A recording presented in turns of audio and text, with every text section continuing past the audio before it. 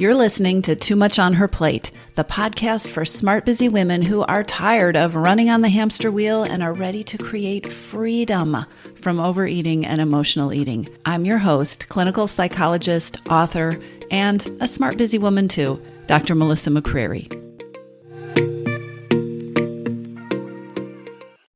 Hello, everybody. Welcome back, or welcome to the podcast. Today, I'm talking about eating on autopilot. I recently asked in my private Facebook community what they would like to hear me cover on this podcast. What are some topics that they want to hear more about? One topic that kept coming up was mindless eating, or eating on autopilot in one form or another. Automatically reaching for food, making food choices without thinking, finishing what's on your plate or in the bag thoughtlessly, when you no longer even want it, and then realizing, I can't believe I ate that whole thing or I wasn't even hungry. Mindless eating, which is also referred to as eating on autopilot, tends to leave you feeling hungry. It's less satisfying. And when you are eating mindlessly or when you have eaten mindlessly, you tend to want more. You don't end up feeling like you got enough. It's also a really challenging habit to pull yourself out of. And that's what the members of the Facebook community were referring to.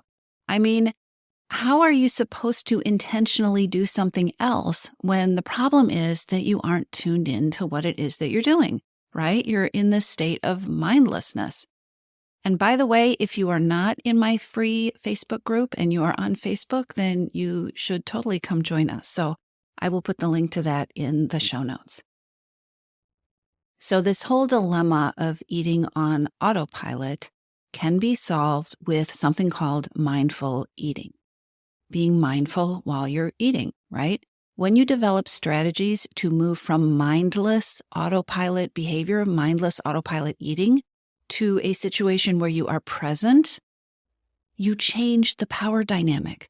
When you make that shift from being mindless to being present, you change the power dynamic between you and overeating.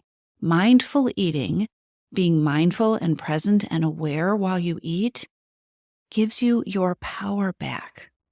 It's so important. It gives you your power back and it puts you back in charge.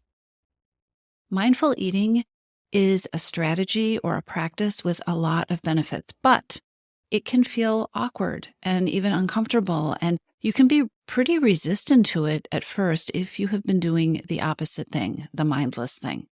So if this is you, or if you find that resistance surprising you and coming up as you try some of these strategies that I'm going to talk about in this episode, here's some incentive. Mindful eating practices have been shown to help women feel more satisfied sooner so that you eat less and have more enjoyment. And that enjoyment piece is so important to me.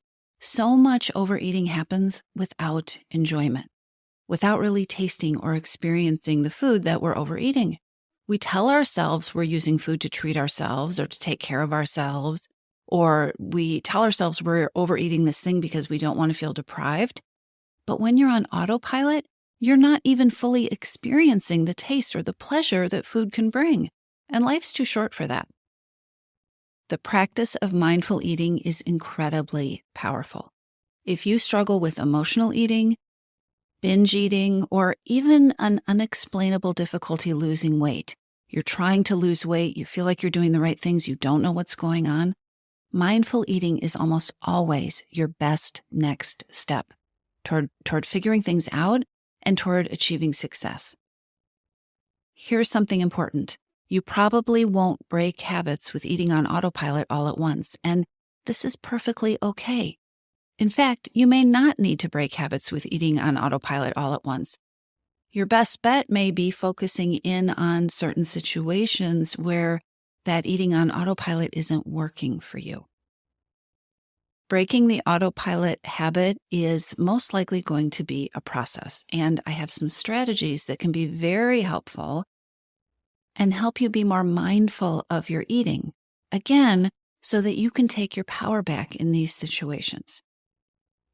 So here is what I recommend if you want to break the autopilot overeating habit. The first one you may want to resist, but I highly recommend that you experiment with making eating a solo activity. eating at your desk, eating in the car, eating in a meeting. We're now in a culture that eats while doing other things so much of the time. The problem is this eating while you're doing everything else is a recipe for eating too much, for emotional eating, and for eating without enjoyment. Try practicing eating without doing anything else. Anything else. This means not watching TV, not having the TV on, not staring at a computer screen, not having your phone at the table while you eat, not reading a book. If this isn't your usual practice, don't be surprised if it feels uncomfortable at first. Now, I'm not suggesting you go all perfectionistic or all or nothing here. Pick a situation where mindless eating is a problem for you, and then experiment in that particular situation. Experiment and see what happens. Something else that you can try that can help put the brakes on autopilot eating is making eating an activity. Think about how you approach your eating. If eating has been something that you fit in while you're doing something else, it's time to make it its own distinct activity again. Eat at a table. Put your food on a plate before you eat it. Do your best to create a setting for eating that's free from distractions, that's stress-free, and even appealing. Giving yourself a nice place setting and a flower on the table, that may not be possible at every meal, but they're not overkill. Try creating an atmosphere that you will enjoy, that you want to enjoy being present in, being mindful in. I had a client who realized when we started talking about this that she hadn't sat down to eat at her kitchen table in actually several years. There was a story behind it. She'd given up the practice of sitting down and eating her meal at the table when she had lost a family member who was living with her. I've also seen this happen to parents of adult children when their kids go off to college. Just when life changes, sometimes we lose that concept of making eating a pleasant environment and a pleasant activity. For this client, reclaiming her dinner time and finding a way to make it an event again, it did lead to her working through some painful feelings. Of course, there were painful feelings there. And guess what? She'd been avoiding them, which was also part of the autopilot eating. But it was important to do this. Also important was how she remembered when she allowed herself to think about it, when she started to think about making her eating an activity, she remembered how pleasant and enjoyable the dinner experience that she had created in the past. She remembered how pleasant that had been and how it had appealed to her. Making her eating a real activity instead of something she was doing without thought and actually something she was doing to try not to think, this was a turning point in the changes that she made with food. It was a turning point in how she approached her eating, and ultimately it was a turning point with her weight. Okay, another simple but powerful strategy to stop mindless eating and to take your power back is this: slow down. Slow down. As a culture, we eat too fast. Eating fast leads to eating more. It leads to not feeling full as soon and also not getting all the satisfaction, the taste, the enjoyment, the pure joy that you might be getting from the food that you're eating. Slow down. Practice all those techniques that you've probably heard about and disregarded. Chew your food more. Put your fork down between bites and make your bites smaller. Take the time to notice your body signals. You can even take breaks. Lean back in your chair. Put your fork down. Lean back. Participate in conversation. Or just check in with yourself if you're eating by yourself. You can get up. You can take a bathroom break. Let your experience sink in. Give yourself time for the experience of eating to sink in, for your food to settle, and give your brain and your stomach a chance to communicate. You might be full before you finish the portion that you've put on your plate. You might notice new things about what tastes good and also what doesn't. I will not be surprised if what you discover by slowing down surprises you, because this happens all the time. This is a powerful strategy. Slow down. Here's another way to disconnect from the autopilot eating habit. A key to being more mindful and less zoned out with eating or with anything else, actually, is to think about feeding your senses, all of them. Eating on autopilot happens with very little awareness. That's the autopilot part, right? Try experimenting with doing the opposite, really dialing in on all the awareness that you can. The opposite of mindless eating is savoring. And savoring can be a full body, full sensory experiment. Play around with the ways that your meal can feed all 5 of your senses. Start with your sight. How does the food in front of you look? How does the food that you want to eat look? Do you love colorful foods? Do you love a beautiful place setting or a goblet for your drink? Do you love a salad with a variety of gorgeous vegetables? A client who played with feeding her senses had this awareness. She said, you know what? I am a person who appreciates beauty, and I have stopped eating beautiful foods. My overeating has led to me eating all this stuff that doesn't feel good in my body, but it doesn't look the way I want it to look. I want to eat beautiful foods that feed my senses. For this client, and you may have a very different experience, but for her, she realized that part of savoring was eating food that was beautiful, that was colorful, that was bright.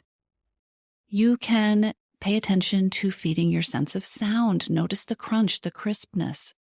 Slow down. Be aware of chewing the food, the sound of your beverage, your wine pouring into your glass. Take in the sound. Put on beautiful music.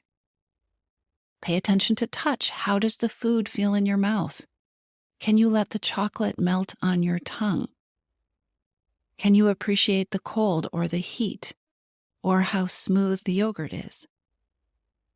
And when you tune into the sense of touch in your eating, how does this change or stay the same? Maybe it fades as the meal goes on. Be curious. Savor. Tune into the smells. If you are cooking, tune into the smells before you even sit down to eat. Combine your sense of smell with pausing, slowing down. Pause before you pick up your fork. Inhale the smell of the food. Pause again after you put the food in your mouth. Make sure you smell your coffee in the morning. Notice the aromas of food that are around you and let those good aromas feed you. And then there's your sense of taste. Taste is really important here. The reality is, as I mentioned before, so much of the time, people who are in an overeating pattern are shortchanging themselves on tasting. To truly taste your food and enjoy it, you have to be present and in the moment. We cannot fully taste our food if we're on autopilot. If you're returning emails, if you're fighting rush hour traffic while you're eating your food that you got at the drive-thru, if you're eating your lunch while you're taking notes in a meeting while you eat, you can't really appreciate the taste that you might even be telling yourself is the treat or the reward or the reason that you're eating or overeating in the first place. Start practicing giving yourself time and space to notice the taste of the food, as well as the smell and the sight and the sound and the touch. There are so many layers of payoff when you allow yourself, give yourself permission to be present with your eating.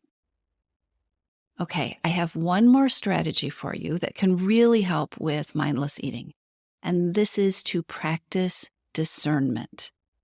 Use discernment, and breaking that overeating pattern, that mindless eating pattern, really can get easier, and it can lead to eating less. As you stop eating on autopilot, as you slow down eating on autopilot, as you start practicing these tips for mindful eating, start asking yourself discerning questions. Questions like, am I hungry? Am I still hungry? You might surprise yourself and find out that you really want less food than you're used to eating. I had a member in the Missing Piece program recently who surprised herself by finding that she wasn't enjoying some of the foods that she had been telling herself were a delightful treat. She didn't really like them. be discerning. In reference to what I was just saying, you can ask yourself, does this taste good? It sounds like a silly question, but it can be very powerful. We get into mindless eating habits of taking food just because it's there, or eating it just because it's there without even paying attention. Does it taste good? Do I really want it?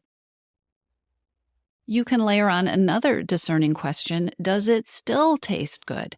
One of the biggest problems with mindless eating on autopilot is that you will continue to eat and overeat after the point when your taste buds and your stomach are satisfied because you're on autopilot, you're not tuned in. So if you use discernment, if you keep checking in with yourself, again, you might find that half a cookie or part of a sandwich or half a latte is exactly the right amount.